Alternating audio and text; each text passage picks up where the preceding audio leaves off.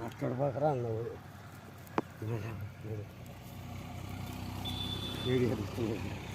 ఏది వెళ్తున్నాడేనా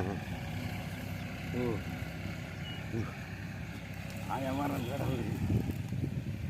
ఇక్కడ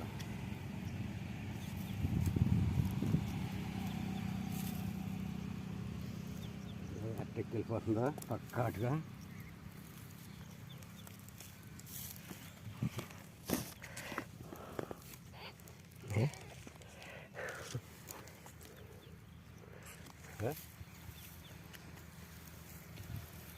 నాగేశ్వరరావు పెడతామని